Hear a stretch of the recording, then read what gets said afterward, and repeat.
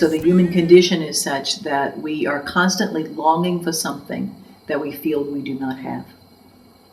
We constantly feel that where we are is where God, the real self, the true self, reality, we see these as one thing. That somehow the place that we are is not the place where wholeness is to be found. So there's this constant questing to get someplace else where we believe the good stuff can be found. Someplace else where we believe there we'll be at peace, there we'll feel connected, there we'll feel whole. And this work addresses it very differently. This work has a fundamental understanding that if we can actually learn to stand still where we are, God enters in. Or rather, the wholeness that's already here reveals itself. And that it's actually our questing to get someplace else which keeps us in this constant looping of questing and self-improving in such a way that we stay constantly in the seeking mode and never the finding. Never finding, truly finding what we seek. And that's what this work is fundamentally about. We are here to have a change of heart, to burn until we are light.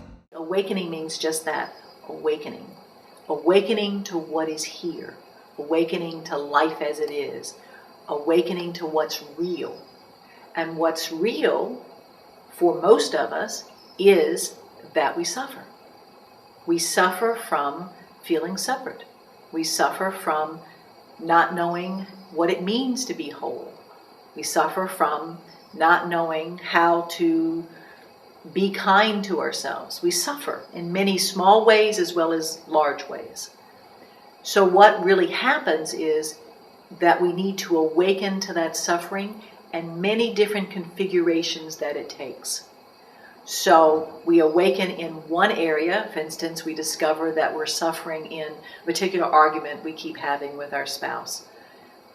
Then we discover, there are connections to that to do with our mothers or our fathers, or we discover there are other connections to it.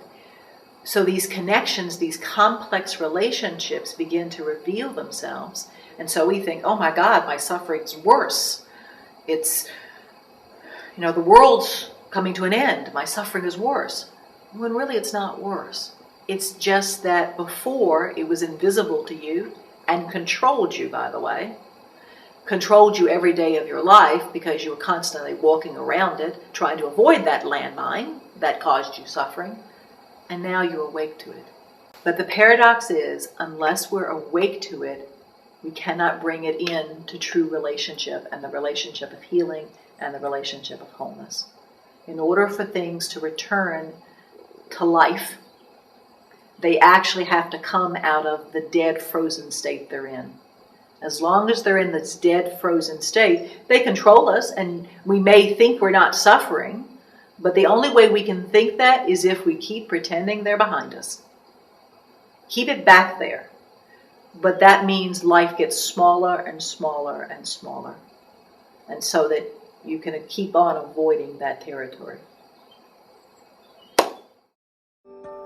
Life is around me.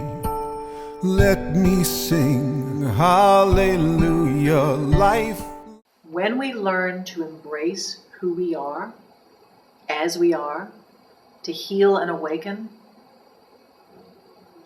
life and death are not so divided in the way that we divide them. On the one hand, we died.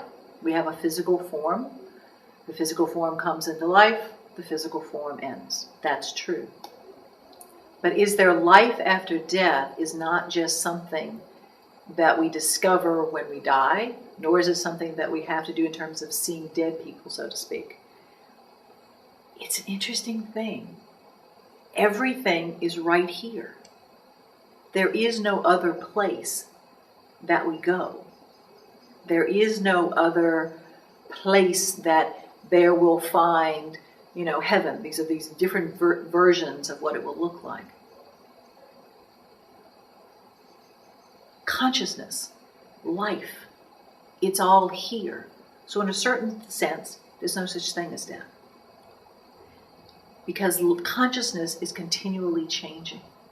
It's continually moving. So you could say there's constant death and there's constant rebirth, because there is in life itself. We know that we go through these many different changes, and the who that we are now, so to speak, the person that we are now, is not the same person we were 5 years ago. If we really understand that movement from the person that we were then to the person that we are now, you're already having life after death. Because you went through a certain kind of death of the personality and came into a different life, a different kind of wholeness. So is it possible to be in touch with other beings who have passed from a physical form? Yes. Is it possible to be awake to them and their journey? Yes. What's also true is that we limit ourselves to do with our ideas of life and death, because we often think that when Aunt Susie died, Aunt Susie will be the same being that she was. She's not. No more than she was the same being 5 years before she died. The being is constantly changing. That's the amazing thing, where these dynamic, ever-changing processes of being, and we're not static, we're not fixed in the way that we believe ourselves to be. So yes, we can be awake to beings who are not in a physical form, but it's not exactly in the way that we think that it is. The long journey home has started. I've been parted from you so long. Healing and awakening are fundamentally one thing. People talk about awakening experiences they have where they suddenly see the oneness of all of life, and they get how everything is one thing, and they get that. Then the question I have is, can they live it? To live an awakening life means you have to be continually healing. Because we all have ways that we divide and separate, including the fact that we can have these awakening experiences, and then we demand that everyone match our idea of oneness. We can demand that everyone have this sense of purity, this sense that everything is one, so why do we have difference? Everything is one, so why do we fight? Everything is one, so why can't we just sit and chant and sing? Why can't we be friends? So that's the movement that can happen when people talk about having an awakening experience. The struggle with that is it only creates separation. It only takes you out of life. It doesn't take you into life. Healing and awakening means that you move into life. You're not separate. You're not more perfect. You're not more pure. You're not more this than another person. You're another person. And truly, if we're going to heal and awaken, then we need to learn what it means to develop true kindness and compassion for ourselves, the imperfect nature of this world, which paradoxically has within it great perfection. There's only one mind, blessed be, and one heart. May blessings be in all our hands and in all our...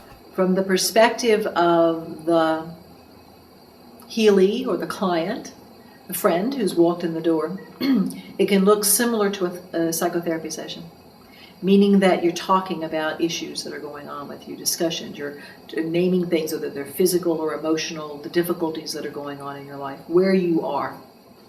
So it at first can resemble a psychotherapy session. But the diagnostic process of non-dual healing is very different, because rather than narrowing and then reaching a place where you come to a healing or a diagnosis, it actually broadens. It opens. It begins to include many different things. So the healing session is such that the healer will ask a number of different questions. You'll begin to unfold things. Often someone comes with wanting to discuss one thing and it unfolds to someplace else. So there's this movement that happens. that is really a movement of wholeness, in which more and more and more is included, not as in gathering more material, it's not exactly that, it's that you're getting a sense of the greater whole of what's happening, which is both includes the fundamental things and things that perhaps you didn't think were as fundamental. So you go through this diagnostic process, this diagnostic journey. And then there's a healing that happens after that. The diagnostic process in itself is a healing because it is part of the journey of wholeness. It's a part of a journey in which, again, more of the person, more of the real, if you will, is included. But then there's a healing. And the healing can be anywhere from 10 to 15 minutes. And the healing is usually a hands-on healing if it's being done in person. If it's being done in person, they may lie down on a table, massage-type table, and then you do this healing. You'll be doing a healing and it has to do with, again, the Etz Haim, or the Tree of Life that you've learned. Many of these healings, there are some healings that are not that, based on the Tree of Life. And then there's usually a few talk for a few minutes after that. God of light, help me live, help me live, help me live. And what we look for is a certain maturity. And strangely enough, that maturity can appear in someone who's younger, in their 20s, and it can appear in someone who's older, who's in their 60s, and sometimes in between, not. The maturity that we're looking for is someone who has basically been willing to walk into their own pain, and walk into their pain in such a way that they discover something new. Not just keep cycling their pain, but who are willing to walk into their pain and be broken open. There's a Kabbalistic saying that says only the brokenhearted can receive God. The brokenheartedness that we're talking about is the willingness to transform. Because that's really what healing is about. Many people want to heal, but they don't want to transform. They don't want to change. What they want is life to change. They want their situations to change. They want their circumstances to change. Now, we all have some of that in us, of course. But fundamentally, what we're looking for is a human being who understands on some level that in order to heal, they have to be willing to change. They have to be willing to change their sense of who they are, and they have the willingness to go through that journey, the willingness to discover who they are, the willingness to walk into the fire, if you will, and who are ready to do that, who feel the calling inside of themselves to do that, who recognize that the way that they are in their life doesn't work for them anymore. So to a certain extent, they reach a place where they know that what they're doing doesn't work for them, and they know that there must be some other answer. They don't necessarily know what that answer is, but they're really seeking something that isn't about just another path of purification, or just another path where they straighten up and act right, just another path of self-improvement, just another path of making themselves more something. And they're ready to say, I want to find another way. I want to find another way in which I can break open, change, move more into life.